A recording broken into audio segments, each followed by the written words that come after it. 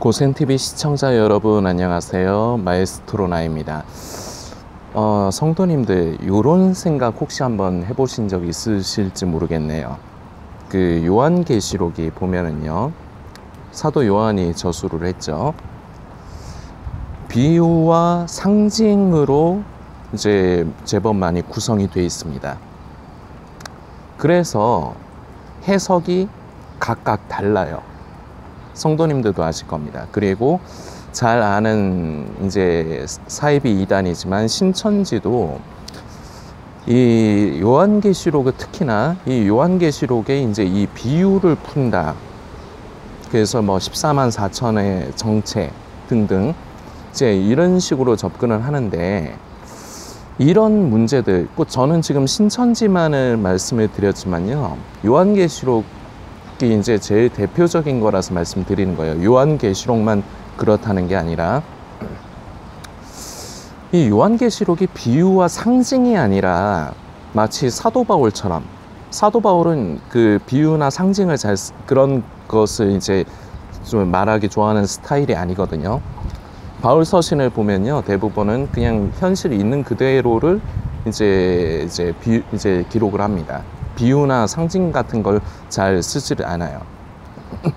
이런 것처럼 요한계시록도 비유와 상징이 아니라, 물론 이제 그때 당시에 이제 사도 요한의 정서, 사회적인 지식과 그런 배경, 이 모든 것이 이제 합쳐져서 성령의 감동으로 이제 사도 요한이 요한계시록을 저수를 한 것인데요. 사도 바울처럼 만일에 좀 직접적으로 저수를 했다, 이러면은 좀 어떨 것 같으십니까? 저는 퍼뜩 생각해요. 만일에 그렇게 기술이 되었다면요, 이 요한계시록에 대한 좀 여러 가지 이제 해석과 관점들이 좀 줄어들었을 것 같아요.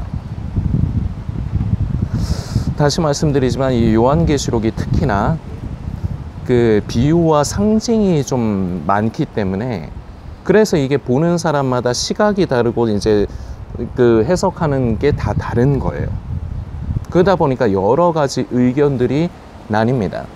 그래서 또 사람들은요, 또 자기 성향에 맞고 자기 생각에 옳다 생각되는 그러한 지론을 이제 추종을 하듯이 그걸 믿습니다. 예를 들어 볼까요? 짐승의 표가 상징이냐 아니면 현실적이냐, 이것도 나뉘죠. 어제 이제 나눈 메시지지만요, 짐승의 표를 상징으로 해석을 해야 되는가, 아니면 이게 실제적으로 앞으로 되어질 실제적으로 일어날 일로 보아야 하는가, 나뉘어요.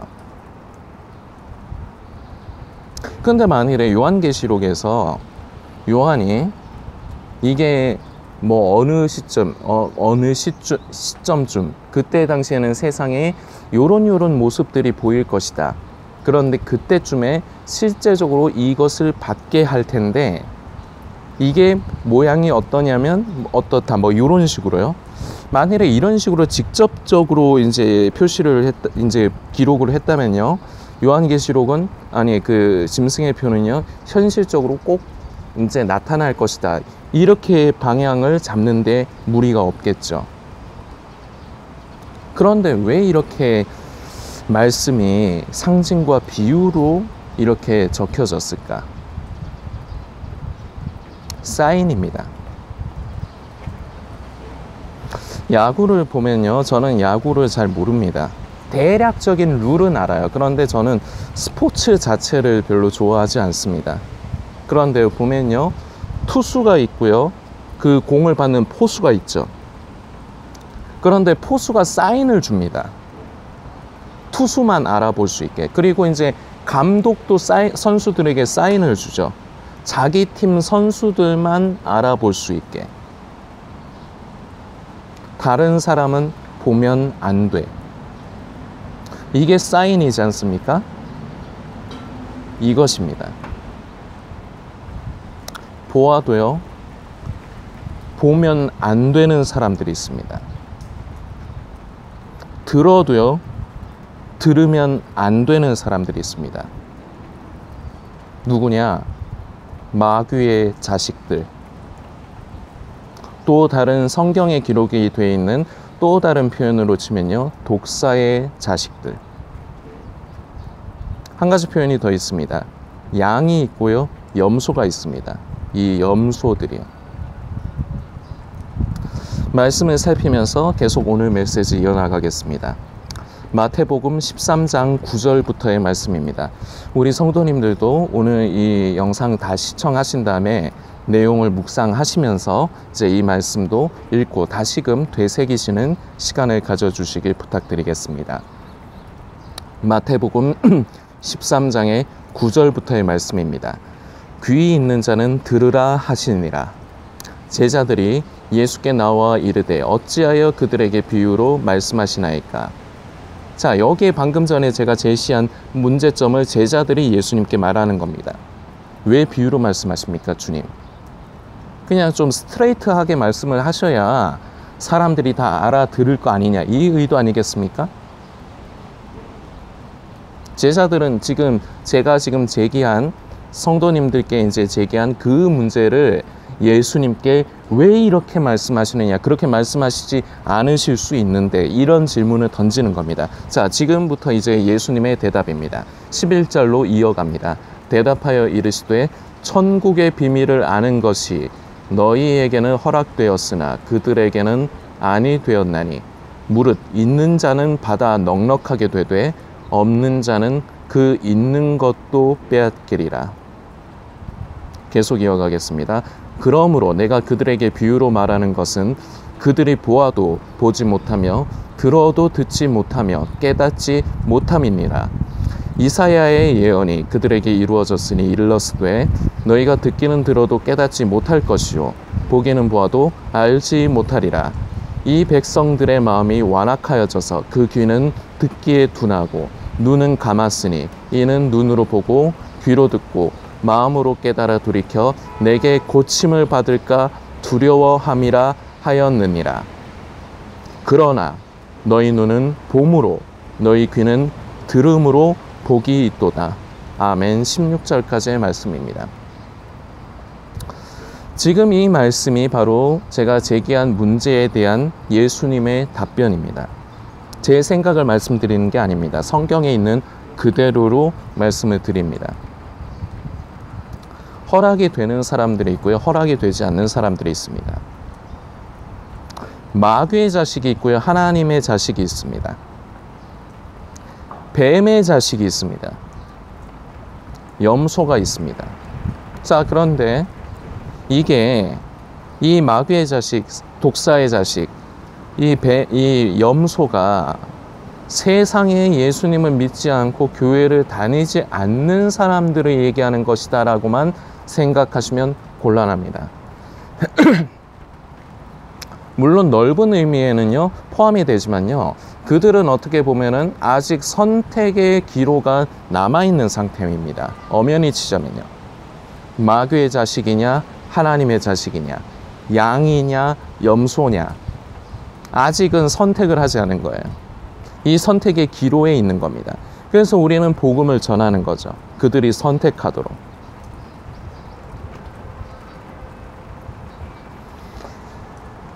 교회 안에 있는 마귀의 자식들, 예수님을 믿는다고 스스로 여기고 있는 마귀의 자식, 독사의 자식, 양이 아닌 염소,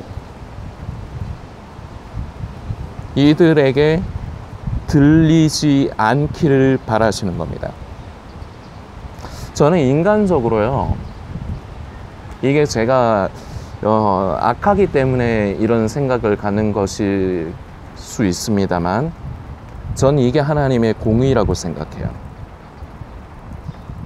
허락이 되어지는 사람이 있고 허락이 되어지지 않는 사람이 있는 게 저는 하나님의 공의라고 저는 생각이 됩니다.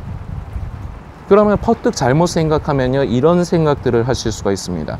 그 불공평한 거 아니냐. 교회 안에서 전부 다 하나인데, 형제요 자매인데 같은 그리스도인이고 같은 교회인데 아니요.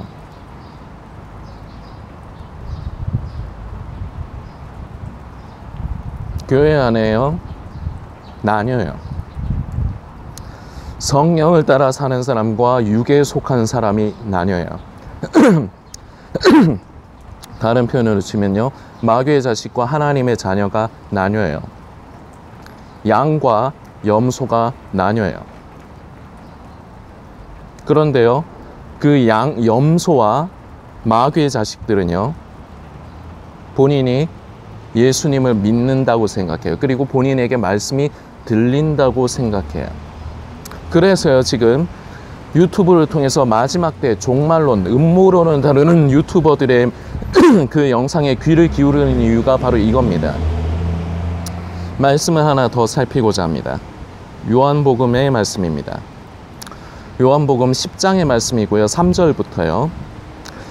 문지기는 그를 위하여 문을 열고 양은 그의 음성을 듣나니. 자, 잘 들으십시오. 양은 그의 음성을 듣나니. 그가 자기 양의 이름을 각각 불러 인도하여 내니라. 자기 양을 다 내놓은 후에 앞서가면 양들이 그의 음성을 아는 고로, 자, 그의 음성을 아는 고로 따라오되 타인의 음성은 알지 못하는 고로 타인을 따르지 아니하고 도리어 도망하느니라. 아멘. 5절까지의 말씀입니다. 양은요, 목자이신 우리 예수 그리스도의 음성을 듣는 겁니다. 그리고요, 이 목자의 음성에 익숙해져 있고 그 음성에 익숙해져 있고 따르는 양은요, 다른 무리가 와서 음성을 내면요, 따라오라고 이렇게 하면요, 목소리가 평소에 듣던 목소리가 아닙니다. 그렇기 때문에 따르지 않습니다. 도망합니다. 자기 목자만을 따라가요. 하나님께 속한, 교회를 다니느냐 안 다니느냐의 문제가 아닙니다. 지금 예수님 오실 때 가깝다는 걸 믿느냐 아니냐를 따지는 문제가 아닌 겁니다. 하나님의 음성에 익숙하느냐, 목자의 음성에 익숙하여 그 뜻을 따라 사느냐, 목자의 음성에 인도하심을 쫓아 사느냐. 그래서 그 목자에게 익숙해 있다면요, 다른 음성이 들리지 않아요.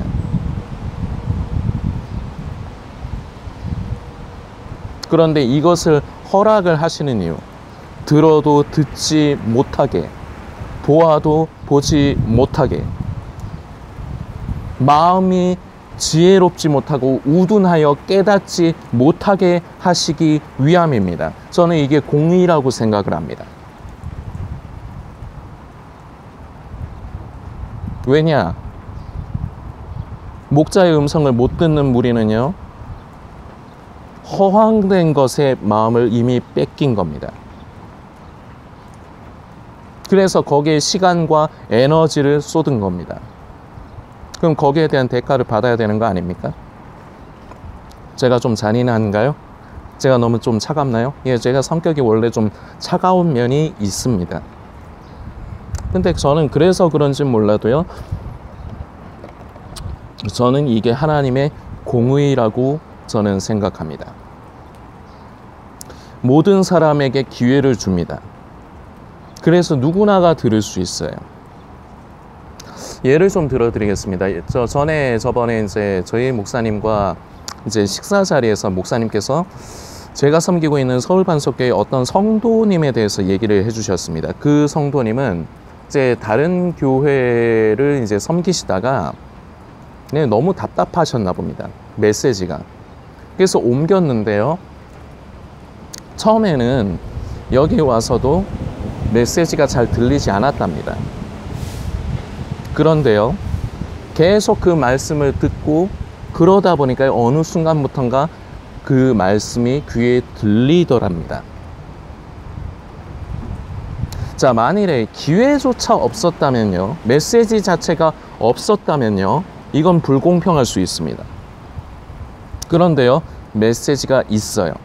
누구에게나 열려 있습니다. 성도님들이 좀 오해하실 수 있지만 저는 좀 대놓고 말씀을 드려야 되겠습니다. 이 고센TV는요, 극과 보는 사람들이 극과 극으로 나뉩니다. 왜 어떤 사람은 좋아요로 누르는데 어떤 사람은 싫어요로 누를까? 왜 어떤 사람은 이제 밝은 빛을 보았다. 내가 마지막 때에 너무 심취했었구나. 이렇게 돌이키는데 왜 어떤 사람은 고센TV를 거짓 선지자, 거짓 선생으로 취급을 하는가? 나뉠 수밖에 없어요. 왜냐? 이 고센TV의 메시지요, 성도님들 누구나가 다 원하면은 마음대로 보실 수 있죠. 전부 다 휴대폰, 스마트폰 대부분 쓰시니까요. 유튜브 터치해가지고 유튜브 열어서요, 고센TV 검색하거나 뭐 종말론이 관한 거 검색하면 유튜브에 고센TV 영상들이 나옵니다. 그런데 그것을 어떤 사람들이 봐요. 그런데 어떤 사람들은 그게 귀에 들어오지 않습니다. 고센TV를 통해서 나누는 메시지가 들어오지 않아요. 왜냐? 다른 음성에 익숙해져 있기 때문입니다. 그래서 그 사람들은요, 지금도 코로나 백신이 짐승의 표다. 이제 저 그리스도는 누구인데 이제 누가 이제 활동을 할 거다. 언제쯤 휴거가 일어날 거다. 온통 이 생각뿐입니다. 성경은 깨어 있으라고 하는데요, 깨어있는 것을 자기 마음대로 해석합니다. 그렇게 유튜브 보면서 이제 예수님 오실 때가 가깝구나, 이렇게 생각하는 걸 깨어있는 거라고 착각합니다. 절대 그렇지 않습니다. 성경은 깨어있음에 대해서 분명히 기록합니다. 마태복음 24장에서 25장 사이에 분명하게 기록을 하는데요, 깨어있는 것이 무엇이다라고 분명하게 기록을 해놨습니다. 절대로 그들이 얘기하는 이제 예수님 오실 때 가깝다, 유튜브 보면서 이제 휴거의 때가 가깝다, 이게 깨어있는 게 절대 아닙니다. 그런데 이 말이 들리지 않아요. 왜냐? 목자가 다르거든요. 그래서 익숙하지가 않거든요.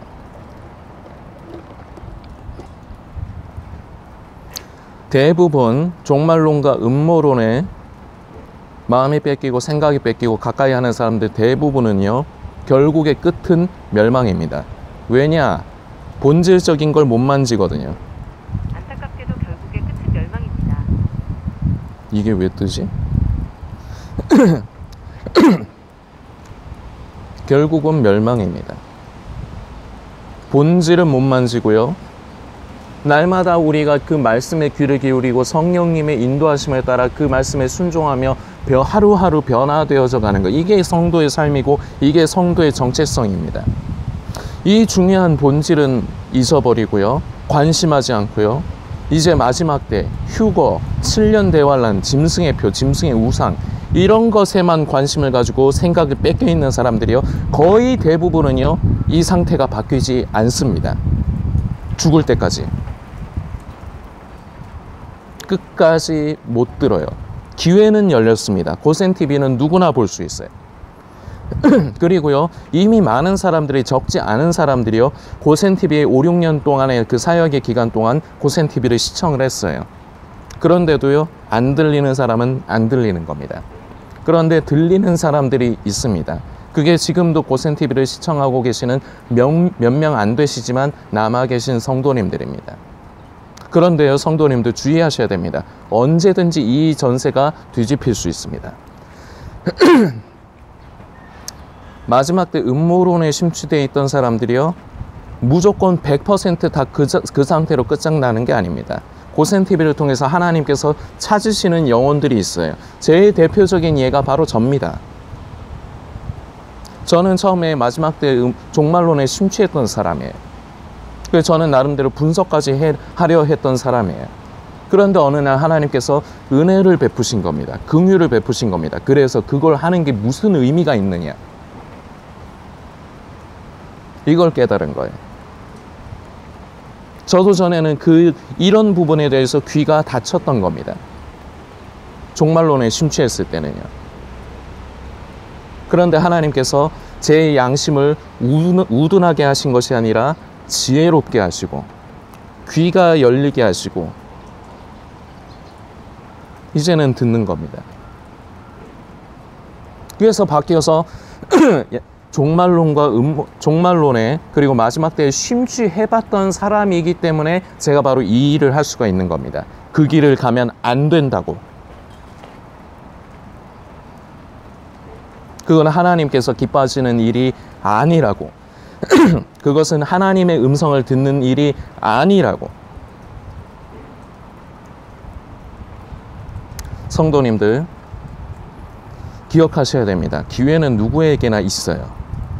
그런데요, 그것이 어떤 사람에게는 무가치한 것이 될 수도 있고요, 어떤 사람에게는요, 밭에 숨겨진 보화와 같은 것일 수 있습니다. 성령께서 이 영상을 보시는 성도님의 귀를 여시기를 소망합니다. 귀 있는 분은 들으십시오. 그래서 요한계시록에도요, 사도 요한은 이 표현을 반복합니다. 귀 있는 자는 성령께서 교회들에게 하시는 말씀을 들을지어다. 이것이 허락이 되는 사람이 있고 허락이 되지 않는 사람이 있습니다. 이것을 구하십시오. 주여 나를 긍휼히 여겨 주옵소서. 나를 불쌍히 여겨 주옵소서. 내 귀를 여시고 내 눈을 여셔서 보게 하시고 듣게 하여 주옵소서. 그리고 내 마음이 우둔하여지지 않게 하여 주옵소서. 내가 목자이신 우리 주님의 음성에 익숙하여서 우리 주님의 음성에만 반응하게 하여 주옵소서. 이런 은혜가 지금 이 영상을 보시는 성도님께 있기를 소망합니다. 이 은혜가 결과적으로 끝까지 없으면요, 그 사람은 멸망입니다. 교회 안에요, 대부분은요, 하나님의 자녀라고 하지만 하나님의 자녀가 아닙니다. 그저 종교에 사로잡힌 종교인입니다. 듣는 귀가 없고요, 보는 눈 없어요. 우리 성도님이 그러한 주인공이 되지 않기를 소망합니다. 성도님들께서 기도하시며 묵상해 주시길 부탁드리겠습니다.